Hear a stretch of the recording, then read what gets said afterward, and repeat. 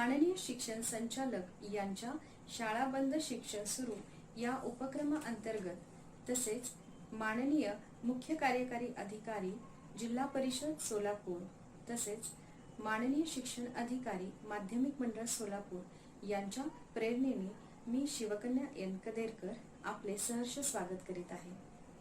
सामाजिक शास्त्राच्या अंतर्गत येणाऱ्या इयत्ता 10वी इतिहास राज्यशास्त्र या विषयाच्या राज्यशास्त्र पाठ दुसरा निवडणूक प्रक्रिया हा पाठ आज आपण अभ्यासणार आहोत। विद्यार्थी मित्रांनो, तुम्हाला माहितीच आहे की जगाच्या पाठीवरती भारताची ओळख ही कृषी प्रधान देश, शांततामय देश, त्याचप्रमाणे लोकशाही प्रधान देश म्हणून सुद्धा आहे।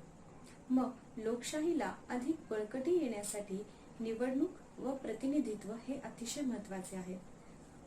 या लोकशाही म्हणजे काय याविषयी आपण मागील इयत्तेमध्ये अभ्यास केलेलाच आहे। लोकशाही म्हणजे लोकांनी निवडून दिलेले जे प्रतिनिधी असतात तर त्या प्रतिनिधींद्वारे शासन किंवा राज्यकारभार हा चालवला जातो। मग हे प्रतिनिधी जे निवडून येतात तर या निवडणूक प्रक्रिया म्हणजे नेमकी काय आहे, ती कशी चालवली जाते हे आपण या पाठामध्ये अभ्यासणार आहोत। लोकप्रतिनिधींकडनं आपली काही अपेक्षा असते। ही अपेक्षा म्हणजे की हे लोकप्रतिनिधी कार्यक्षम असावेत, प्रामाणिक असावेत, विश्वासू असावेत आणि जनमताची कदर करणारे सुद्धा असावेत। निवडणूक प्रक्रियेमध्ये शांततामय मार्गाने सत्ता बदलली जाते। त्याचबरोबर विविध राजकीय पक्षांना सत्ता करण्याची किंवा शासन करण्याची सुद्धा एक प्रकारची संधी प्राप्त होते राज्यकारभाराची। त्यानंतर ही निवडणुका खुली, न्याय व विश्वासार्ह अशा वातावरणामध्ये घेण्यात यावी यासाठी सुद्धा काही उपाययोजना आपल्याला इथे पाहिजे आहेत। त्याचबरोबर ही जी निवडणूक आयोग आहे तर ही राज्य पातळी आणि केंद्र पातळी अशा दोन्ही पातळ्यांवरती हे कार्यरत असते। यामध्ये आज आपण ही निवडणूक प्रक्रिया नेमकी कशा पद्धतीने चालते, याचे कार्य काय आहे आणि भारतासारख्या एवढ्या मोठ्या क्षेत्रफळाच्या आणि लोकसंख्येच्या देशामध्ये याचं महत्त्व काय आहे आणि या निवडणूक प्रक्रियेमुळे भारताच्या लोकशाहीला कशी बळकटी मिळते हे आज आपण पुढील काही मुद्द्यांद्वारे अभ्यासणार आहोत। पुढील मुद्दे बघा। 1. निवडणूक आयोग। 2. निवडणूक आयोगाची कार्य, यामधील काही उपमुद्दे। 1. मतदार याद्या तयार करणे। 2. निवडणुकांचे वेळापत्रक व संपूर्ण कार्यक्रम। 3. उमेदवाराच्या अर्जाची छाननी करणे। 4. राजकीय पक्षांना मान्यता देणे। 5. निवडणुका संबंधी वाद सोडवणे। तिसरा मुद्दा आहे मतदारसंघाची पुनर्रचना। यामध्ये निवडणूक प्रक्रिया, आचारसंहिता म्हणजे काय, मुक्त व न्याय निवडणुका घेण्यासाठीचे आव्हाने समोरील आणि 7 निवडणूक सुधारणा यासारखे एकूण 7 मुद्दे आपण या पाठामध्ये अभ्यासणार आहोत। या पाठाचा जर आपण विचार केला तर या पाठाचे आपण 2 भाग केलेले आहेत। हा जो आहे तर हा पहिला भाग आहे। या पहिल्या भागामध्ये आपण एकूण पहिले 3 मुद्दे अभ्यासणार आहोत तर उर्वरित 4 मुद्दे हे भाग 2 मध्ये अभ्यासणार आहोत। आता आज आपण बघूया पहिला मुद्दा, तो म्हणजे निवडणूक आयोग। निवडणूक आयोग म्हणजेच इलेक्शन कमिशन हे केंद्र पातळीवरती आणि राज्य पातळीवरती दोन्ही ठिकाणी कार्यरत असते। यामध्ये भारताच्या संविधानात कलम 324 यानुसार स्वायत्त यंत्रणेची निर्मिती केलेली आहे। त्याचबरोबर या निवडणूक आयोगामध्ये एक मुख्य आयुक्त, एक मुख्य निवडणूक आयुक्त व अन्य 2 निवडणूक आयुक्त असतात। या निवडणूक आयुक्तांची नियुक्ती ही राष्ट्रपतींमार्फत केली जाते। मुख्य निवडणूक आयुक्तांना आपण सहजासहजी कोणीही त्यांना त्यांच्या पदावरनं पदभ्रष्ट करू शकत नाही। त्याचबरोबर या निवडणूक आयोगाच्या खर्चासाठी सुद्धा एक स्वतंत्र तरतूद केलेली असते। यामध्ये बघा, हे जे निवडणूक आयोग आहेत तर जे केंद्रस्थानी आहे किंवा जे मुख्य निवडणूक आयोग आहे त्याची स्थापना 25 जानेवारी 1950 रोजी करण्यात आलेली आहे। तर जे राज्य पातळीवरती आहे, महाराष्ट्र राज्य निवडणूक आयोग याची स्थापना 26 एप्रिल 1994 रोजी करण्यात आलेली आहे। आपल्या राज्याचे जे मुख्य निवडणूक आयुक्त आहेत तर ते आहेत त्यांचं नाव आहे VP सिंग मदान. तर जे केंद्र पातळीवरचे आयुक्त आहेत त्यांचे नाव आहे सुनील अरोरा. त्यानंतर आपण खालील 2 चौकटींचा जर अभ्यास करायचा म्हटलं तर माहित आहे का तुम्हाला, यामधील बघा की प्रतिनिधित्व म्हणजे काय आणि आधुनिक लोकशाही ही प्रातिनिधिक लोकशाही आहे. या संदर्भात आपण पाहूया की आपण निवडणुका घेतो आणि निवडणुकांमधनं लोकप्रतिनिधी निवडून जातात, म्हणजेच ते आपल्या संपूर्ण जनतेचं ते प्रतिनिधित्व करत असतात आणि त्यांच्या मार्फतच एखादा निर्णय हा लोकमताचा आदर म्हणून घेतला जातो किंवा लोकमताचा कल म्हणून तो घेतला जातो. तसेच अगदी हे असं का केलं जातं प्रतिनिधींच्या स्वरूपात, कारण एकंदरीत जर भारताचा विचार आपण पाहिला तर भारताची लोकसंख्या आणि त्याचबरोबर क्षेत्रफळ बघितलं तर प्रत्येक व्यक्तीचं मत घेणं हे तितकंसं शक्य नाहीये, म्हणून हे आपले प्रतिनिधित्व करणारे प्रतिनिधित्व असते. तर न्यूझीलंड सारख्या काही देशांमध्ये एखादा जर काही महत्वाचा निर्णय घ्यायचा असेल तर तेथील प्रत्येक नागरिकाचा कल तिथं पाहिला जातो. म्हणजेच लोकशाही याचा जो प्रकार आहे तर 2 आहेत, एक प्रत्यक्ष लोकशाही आणि एक अप्रत्यक्ष लोकशाही असे आपण म्हणू शकतो. त्यानंतर दुसऱ्या चौकटीमध्ये आपण बघू शकतो की माहित आहे का तुम्हाला, यामध्ये सुकुमार सेन यांचे चित्र आपल्याला पाहायला मिळते. सुकुमार सेन हे स्वतंत्र भारताचे पहिले निवडणूक आयुक्त आहेत, मुख्य निवडणूक आयुक्त आहेत. यांचा जन्म 1899 मध्ये बंगाल येथे झाला.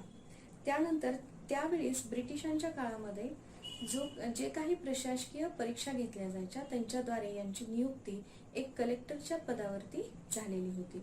त्यानंतर जेव्हा निवडणूक आयुक्त म्हणून यांची नियुक्ती झाली त्यानंतर त्यांनी हा कारभार अतिशय प्रतिकूल अशा परिस्थितीमध्ये सुद्धा खूप उत्तमरित्या सांभाळलेला आहे. त्यानंतर 1950 मध्ये या आयोगाची स्थापना झाली आणि पुढे 51 मध्ये मार्च 51 मध्ये पहिली निवडणूक ही घेण्यात आलेली होती. या निवडणुकीमध्ये सुद्धा सुकुमार सेन यांचे कार्य खूप मोलाचे आहे.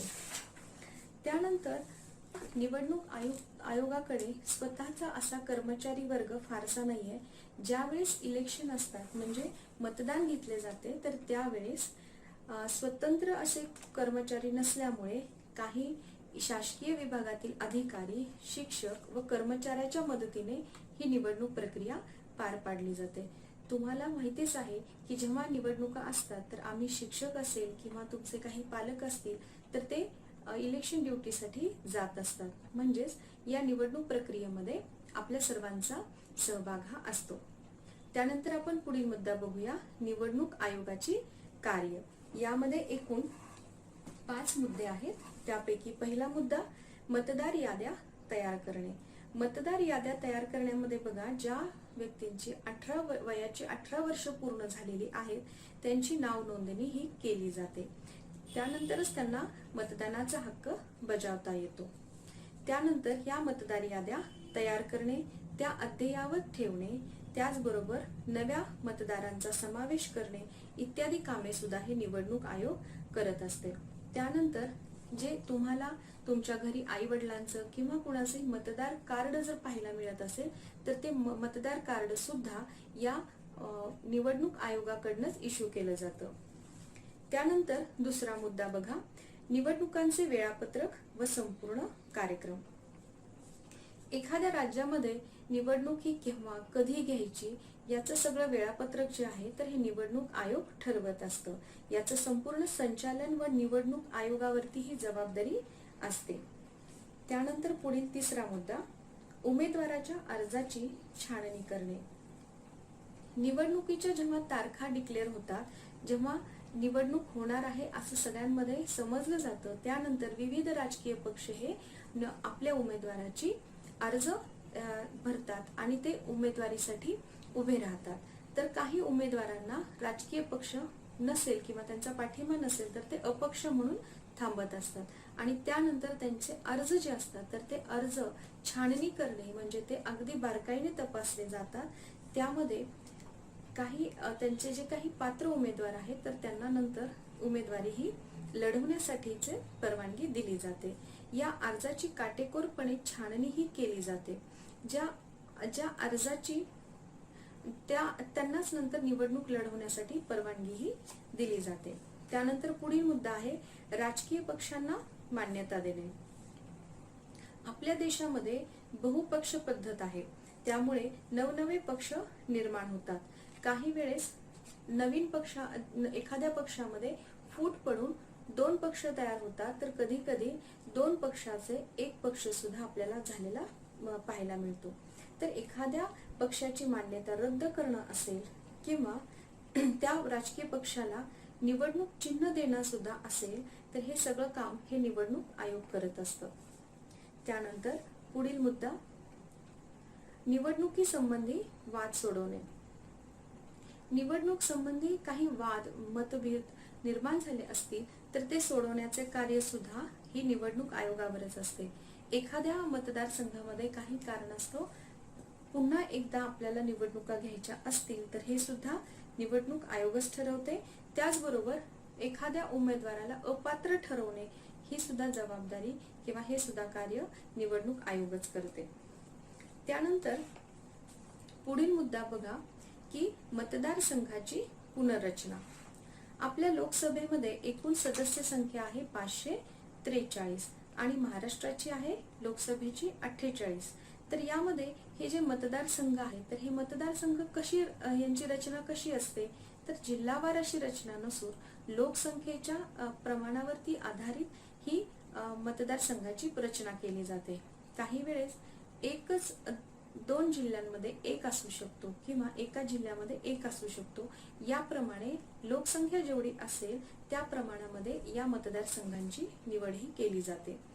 त्यामध्ये या 543 मतदारसंघ आहेत आणि या मतदारसंघाची निर्मिती करण्याचे काम सुद्धा या निवडणूक आयोगावरतीच असते. निवडणूक आयोगाची एक समिती आहे, त्या समितीचे नाव आहे परिसीमन समिती म्हणजेच डिलिमिटेशन कमिशन.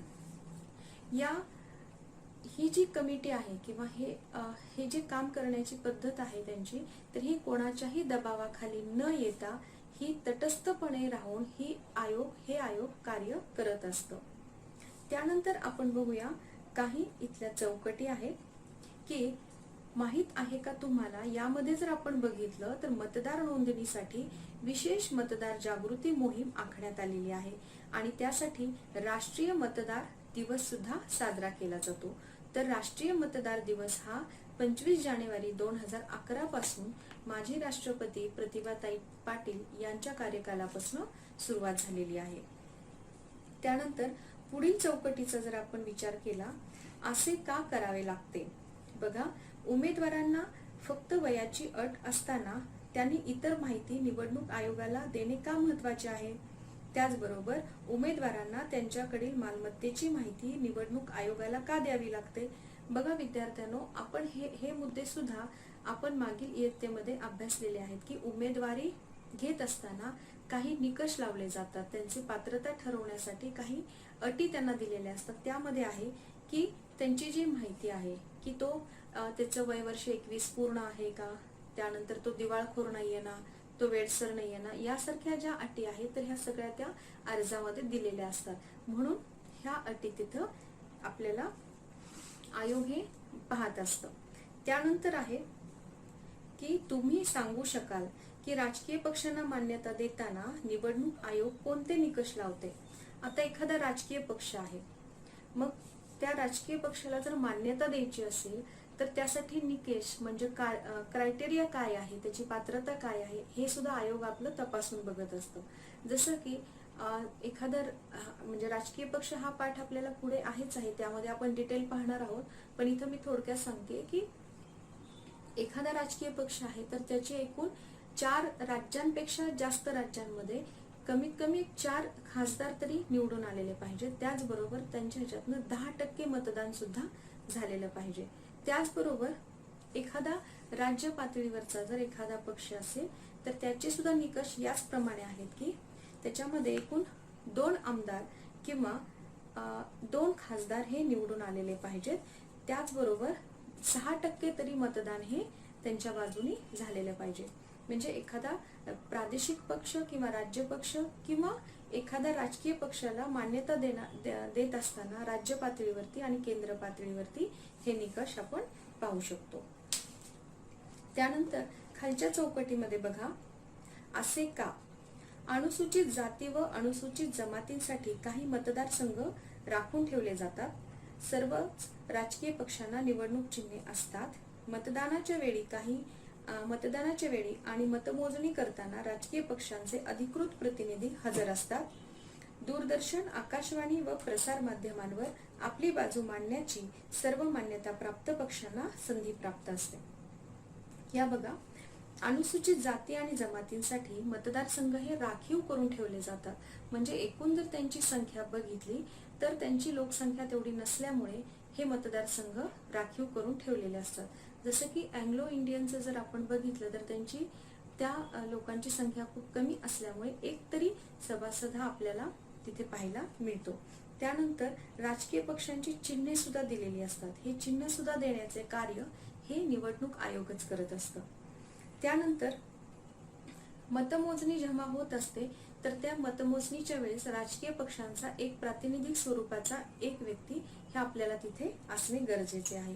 त्याचबरोबर काही प्रसार माध्यमे आहेत तर त्या प्रसार माध्यमाच्या द्वारे तो राजकीय पक्ष आपले काही धोरणे असतील, काही योजना असतील किंवा त्यांचं काय मत आहे हे सगळं आपलं त्याद्वारे तो मांडू शकतो. त्यानंतर पुढील काही चौकटीमध्ये काही विद्यार्थी हे आपल्याला संभाषण करताना दिसत आहेत की निवडणूक आयोगाने जाहीर केलेल्या आचारसंहितेचे सरकारलाही पालन करावे लागते आणि मग निवडणूक आयोग श्रेष्ठ की सरकार हे आपण पाहूया. त्यानंतर तुम्ही काय कराल? हा, मतदान करणे हे आपले कर्तव्य आहे आणि जबाबदारीही. इथे तुम्हाला उद्देशून असं विचारलेलं आहे की तुम्ही काय कराल. अजून 1-2-3 वर्षानंतर जेव्हा तुमचे वय वर्ष 18 पूर्ण होईल त्यानंतर तुम्ही सुद्धा मतदान करणार आहात. तर त्यावेळेस सुद्धा तुम्हाला तुमच्या कर्तव्याची जाणीव आणि जबाबदारीची जाणीव इथनं करून देण्यात आलेली आहे. त्यानंतर निवडणूक प्रक्रिया, या निवडणूक प्रक्रियेमध्ये सुद्धा आपल्याला या विविध टप्प्यांची आपण माहिती घेणार आहोत ती पुढील भागामध्ये. धन्यवाद. Thank you for watching this video. We will meet again.